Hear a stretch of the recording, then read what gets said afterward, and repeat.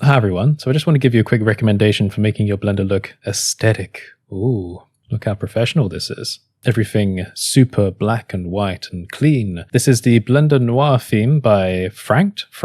They are a reviewer of this channel. Let me know how to pronounce the name. But it's pretty nice. It's just like a kind of monochromatic black and white grayscale theme that I think works really well. It's clean, it's dark, it's precise. It's, you know, if you've never been able to settle on a theme that you like, it's a pretty good one. Although I do find that my brain is not used to it. I come away from using it sometimes thinking, oh, is my perception of color like still there? Another little tip is I have my add-on called Holt Tools. It's a free add-on and I've just updated it for Blender 4.5. Inside of there, there's this interface theme section and you can choose from a drop down of all your themes. So you can quick swap between them if you like. So you go to, you know, Light Blender.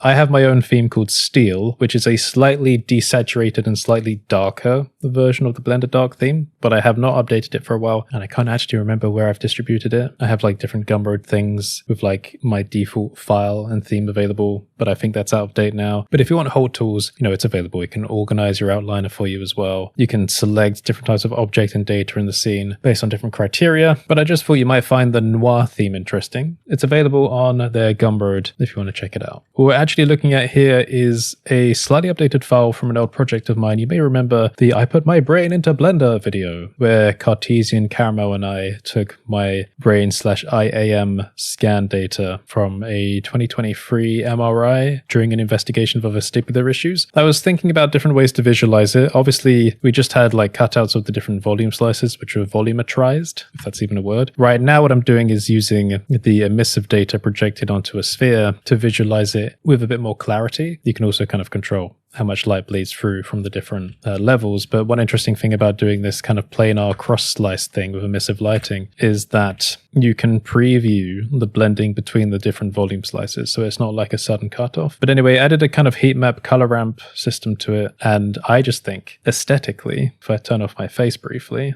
something about this just looks really cool for Blender. You know, it could pretty perfectly just fit into like a medical lab environment. And I like kind of visualizing how Blender can be used for odd use cases like this. Also, apparently Blender can be simplified even further now. You can like disable, there you go, unnecessary things in like the properties menu. I don't know if I'll ever actually use that, but it's a nice thing to play with. Let's just mess around a little bit. If I duplicate that plane, what other data do I have here? Vertical cross slice, spinal column. Let's see. Top down brain. That's not the most detailed one. This one is pretty detailed. Let's bring that over so we can cross that through the slice. Now let's grab the original material from the head. Grab that color ramp.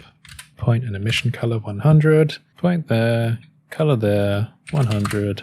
Maybe it's a bit too strong for that. Okay, sick. So we've got like a color ramp going here now, where the heat map basically shows the highest density regions of the scan data. Very cool.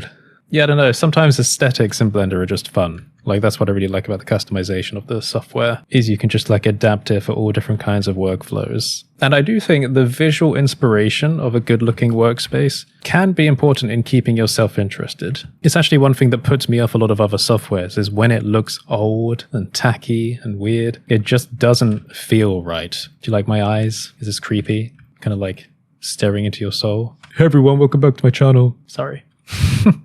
Yeah, maybe I should update my own theme. But like I said, that Blender Noir is available on Gumroad. I believe they also do matte caps and stuff as well, so you might like to check that out. I do want to do more medical viz in the future, so I'm going to keep playing around at some point with different ways to visualize the data. Ah, yes. Hello, Cochlea. How are you doing? Here we are.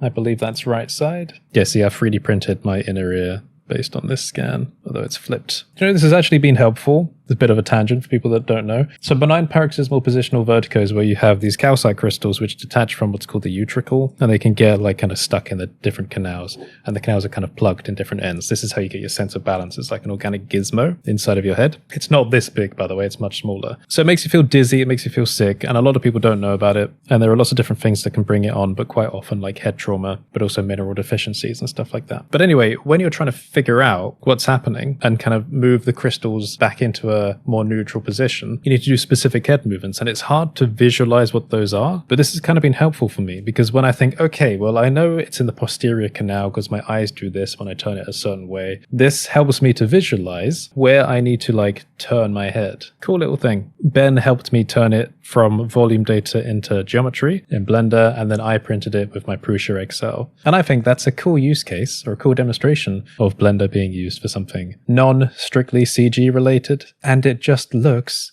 cool as hell. I mean, look at this. I can slice through, I can isolate the inner ear as well, if needed. It's the kind of thing you could play around with all day. Does anyone else get enjoyment just from looking at like aesthetic stuff in Blender? No? Just me? Okay. Anyway, if you made it this far through the video, put a sparkles emoji in the comments so I can see if you made it this far. Otherwise, have a great day, everyone. Talking about aesthetics, I'm also working on Biogen version 10, but you're not really supposed to see yet. I'll catch you next time.